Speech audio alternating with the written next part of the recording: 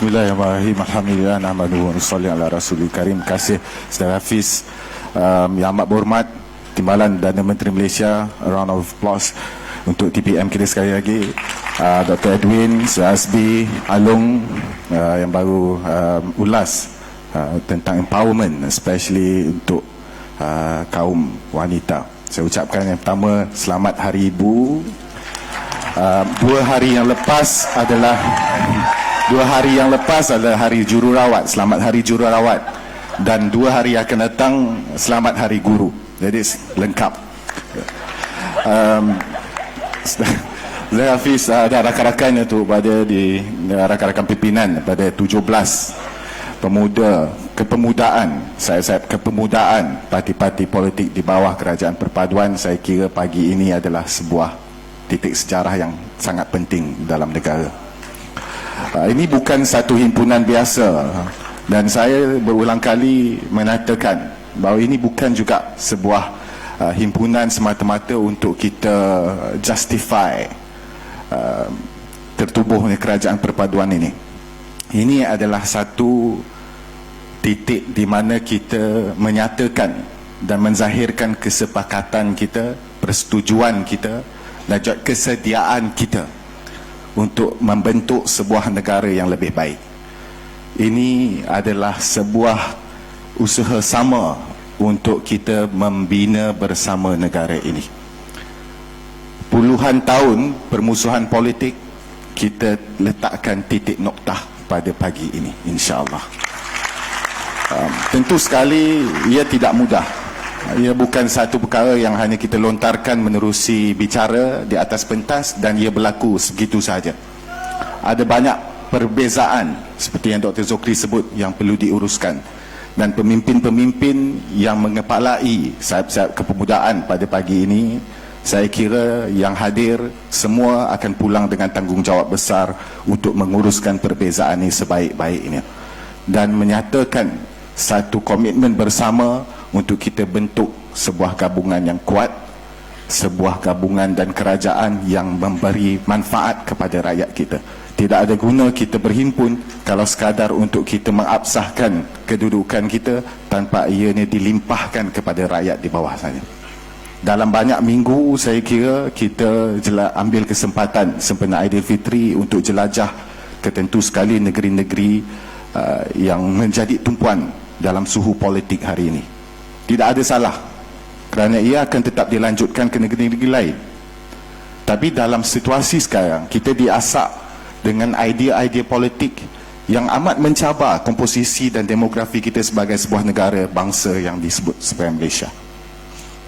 Kita dicabar dengan pemikiran yang kita tak pernah jangka. Kita dicabar dengan langkah-langkah politik yang tidak pernah kita sangka. Kita dicabar dengan banyak perkara-perkara yang menuntut kita untuk beranjak, ambil satu anjakan dalam diri kita.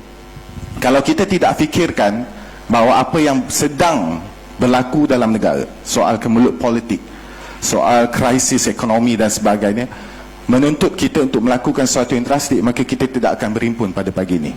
Mana mungkin kalau tak ada keadaan sebegini, kita mahu duduk bersama. Kita masih lagi enak, masih selesa untuk terus bermusuh dalam politik. Orang politik lagi garang, lagi hebat. Tapi bila kita duduk bersama hari ini, yang paling banyak sekali dituntut dalam diri kita adalah toleransi antara kita satu sama lain. Dan ia tidak boleh dilakukan hanya dengan keadaan, orang kata tidak boleh dilakukan hanya dengan kepura-puraan. Ia harus datang dengan hati yang ikhlas. Untuk saudara-saudari yang hadir pada hari ini, ramai daripada akar umbi yang baru pertama kali dapat bertemu sesama sendiri. Kita yang jadi pemimpin utama ini mudah. Ada yang bertemu di parlimen, ada yang bertemu mungkin di Putrajaya, ada yang bermesyuarat, ada yang duduk di satu kawasan dan sebagainya. Kita dapat bertemu dalam mesyuarat dan pertemuan-pertemuan yang mungkin hanya kita sahaja tahu isinya apa. Tapi anak-anak, orang kata rakan-rakan kita yang menggerakkan sayap-sayap pemuda ini di peringkat akar umbi, mereka kadang-kadang perlukan instruction, perlukan hala tuju.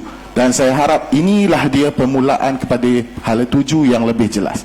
Dan inilah yang akan mengembalikan keyakinan terutama sekali golongan muda kepada politik sebagai wadah untuk membina bersama negara ini.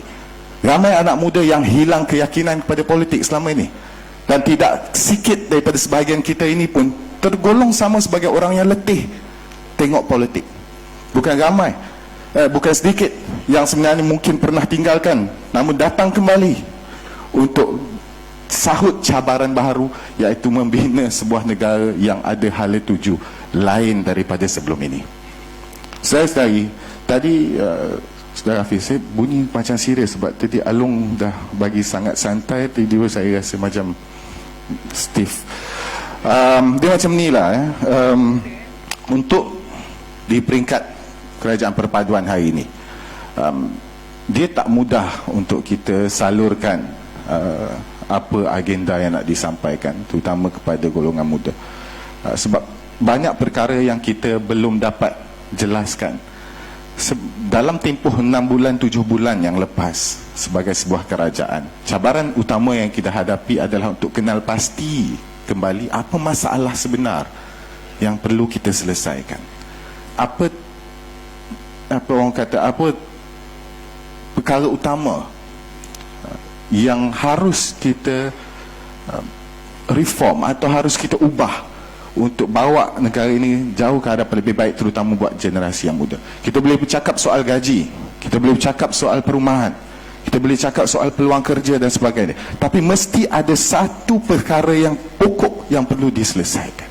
Dan inilah yang kita lakukan. Dalam keadaan segini, di peringkat Kementerian Belia dan Sukan misalnya, kita sedang giat laksanakan pendidikan politik. Baru-baru ini kita adakan pertemuan di KBS. Berapa minit saya ada? Sorry, saya tak ada 9 minit lagi. 9 minit. Baru-baru ni kita adakan yang berhormat atas orang kata instruction ataupun seperti yang dinyatakan oleh kabinet, kita adakan sebuah pertemuan dengan sahib-sahib pemuda parti, termasuk daripada PAS. Kita jemput juga waktu itu bersatu, namun dia tidak dapat hadir.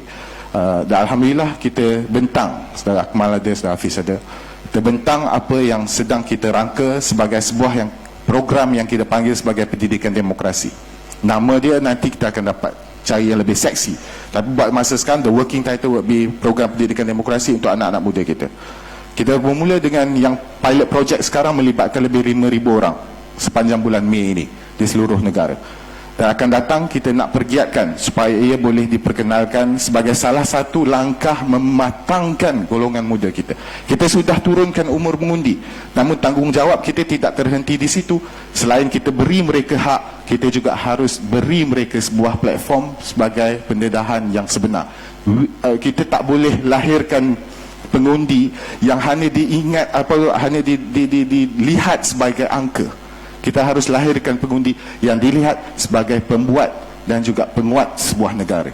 Dan mereka ini kita beri program-program pendidikan demokrasi dengan tujuan untuk melahirkan informed voters. Inilah yang sedang kita lakukan, terutama di peringkat KBS. Jadi seperti yang Dr. Edwin sebut tadi, peringkat awal sekali, bahawa politik bukan semestinya wadahnya, betul. Bukan semestinya wadah untuk membina sebuah negara. Inovasi bukan orang politik yang buat. Teknologi bukan orang politik yang buat. Perubatan bukan orang politik yang jaga. Kita ini adalah orang yang memastikan orang-orang yang berpotensi membangunkan negara ini dapat sebuah negara yang membenarkan potensi mereka dipenuhi. Dan itu adalah tanggungjawab kita dalam memimpin golongan muda. InsyaAllah saya kira kita ada tanggungjawab bersama. Saya ucapkan terima kasih atas komitmen semua orang pada hari ini. Saudara Akmal, Saudara Lukum Ismail, Saudara Ismail, Kelvin dan semua. Jadi saya harap ini adalah pertemuan bukan kali pertama dan bukan kali terakhir. Ini adalah sebuah langkah baru, bukan sahaja buat pemuda perpaduan, tapi buat negara Malaysia, insya-Allah. Wabillahi taufiq wal hidayah. Assalamualaikum.